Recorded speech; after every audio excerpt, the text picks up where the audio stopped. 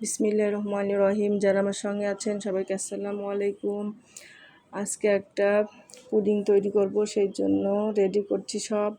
আর এর জন্য আমি দুধটা বেশ ঘন করে নিয়েছি, জাল করে 3টা ডিম নিয়েছি, গুঁড়া দুধ, চিনি, একটু কনডেন্স মিল্কও দিব, কারণ দুধ যত ঘন হবে পুডিংয়ের টেস্টটা তত বেশি হয়, যার কারণে এটা করা।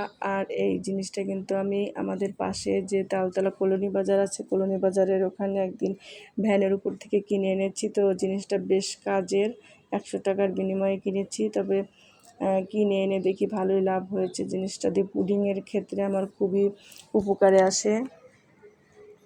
আর আজকে আমার হেল্প করছে ছোট মেয়ে, বড় মেয়েও করছে, কারণ ওদের টিচার আসবে, সেজন্য বেশি একটা হেল্প করতে পারিনি। কারণ অন্য দিন পুডিং যখন তৈরি করি সবসময় অপসরাই করে, বড় মেয়েই করে, কারণ পুডিংটা ও ভালোই পারে আর আমি এগুলো করি না। তবে আজকে যেহেতু টিচার চলে আসবে সেহেতু ও আর এদিকে আসেনি বেশি একটা। তো ক্যারামেল তৈরি করতে গিয়ে, ভিডিও করতে গিয়ে এক হাতে ভিডিও করছে আর এক হাতে করতে গিয়ে একটু কড়া হয়ে গেছে ক্যারামেলটা। এটা কড়া হয়ে গেলে কিন্তু চেহারাটা কেমন নষ্ট হয়ে যায়, দেখতে ভালো হয় না। তবে যেহেতু ঘন দুধ দিয়েছি এ কারণে টেস্টটা ঠিকই ছিল, আলহামদুলিল্লাহ। আর ছোট মেয়ের আসলে দুধ ডিম কোনোটাই পছন্দ না, যার কারণে পুডিংটা তৈরি করে দিলে বেশ পছন্দ করে। এর জন্য পুডিংটা বানিয়ে কিন্তু ফ্রিজে বক্সে রেখে দিলে ঠান্ডাটা খেতে বেশ ভালো লাগে, সবারই আসলে পছন্দ। আর আমার মনে হয় পুডিংটা খুবই স্বাস্থ্যসম্মত খাবার, কারণ তেলে ভাজা জিনিসের চাইতে পুডিংটা সবচেয়ে বেশি ভালো।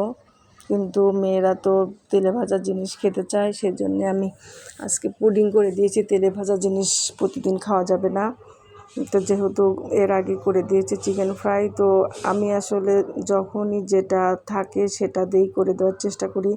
যেমন যখন একটা মুরগি রান্না করার জন্য কোটাকাটি করি, তখন একটু বুকের মাংস সরিয়ে রাখি মিটবল বানানোর জন্য, 2টা হাতা রেখে দিই ওদের চিকেন ফ্রাই করার জন্য, আর বাকিটা রান্না করি। তো এভাবে একটু একটু করে রেখে আবার একদিন বেশ ম্যারিনেট করে রেখে দিই। যখন কিছুই থাকে না নাস্তা, তখন ওইটা দেই।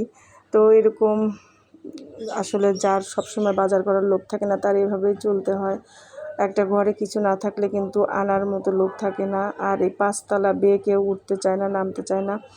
যখন মেয়েরা কোচিংয়ে থাকে, তখন কোচিং থেকে আসার সময়, যেহেতু আমাদের পাশে বউবাজার আছে, তো বউবাজার ওখান দিয়ে আসার সময় ওরা বাজার করে নিয়ে আসে, টুকটাক বাজার। আর অন্য সময় আমরা যখন স্কুলে যাই, স্কুলে যাওয়া আসার সময় বাজার করি। তো যেটা নাই সেটা আনার জন্যে সব সময় নামা হয় না, যেহেতু আসলে বাসায় ছেলে মানুষ না থাকলে এরকমই হয়। এখানে একটু কেকের যে ফ্লেভার ওইটা দিয়ে দিচ্ছি, কারণ ডিমের গন্ধটা তাহলে থাকবে না। এটা দিলে খুব সুন্দর একটা ফ্লেভার বের হয়। এটা দিয়ে দেখেন বিট করতে খুব সুন্দর হয়।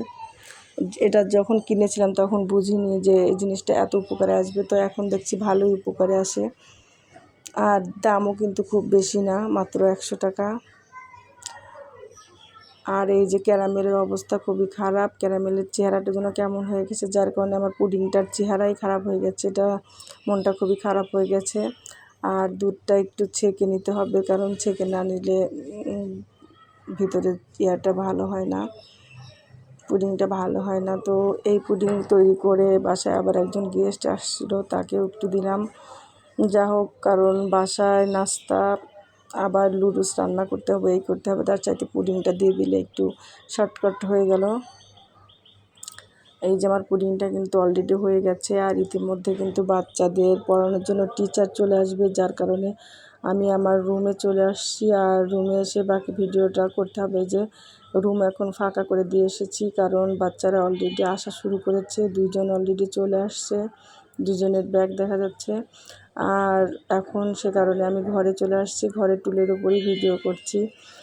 আর অত সুন্দর করে বা সুন্দর ডেকোরেশন করে করার মতো আসলে মন মানসিকতাও নেই, মানে শর্টকাট কী করা যায় সাধারণভাবে সেটাই করি। আর এত করতে আসলে সৌন্দর্য বৃদ্ধি করতে বা ডেকোরেশন করতে আসলে মন দরকার, সেই মনটাও নেই, শুধু করতে হবে তাই করি, জীবন চালাতে হবে তাই চালাই। মনের শান্তি ছাড়া আসলে কোনো কিছু ভালো হয় না। সব কিছু বানালেই মনে হয় ইস আমার হাজব্যান্ড যদি থাকতো তাহলে কত খুশি হতো। কারণ নাস্তা পানি বানানো দেখলে সে ভীষণ খুশি হয়ে যেত, কারণ সে চাইতো যে তার বাচ্চাদের সবসময় নাস্তা করে দিই, সেও পছন্দ করতো। আর এখন নাস্তা বানালে তার মতো করে কেউ খুশি হয় না, তার মতো করে কেউ বলে না যে অনেক মজা হয়েছে, খারাপ হলে বলে না যে একটা ভুয়া হয়েছে, রান্না ভুয়া হয়েছে। তো সবাই আমার হাজব্যান্ডের জন্য দোয়া করবেন, আল্লাহ যেন তাকে বেহেশতে নসিব করেন। সে পর্যন্ত আল্লাহ হাফেজ। আল্লাহ আপনাদেরকেও অনেক ভালো রাখুক, আল্লাহ আপনাদেরকে নেক হায়াত দান করুক, নেক ইচ্ছা পূরণ করুক, সেই দোয়াও সবসময় করি। এর পরবর্তী দিনে আরেকটি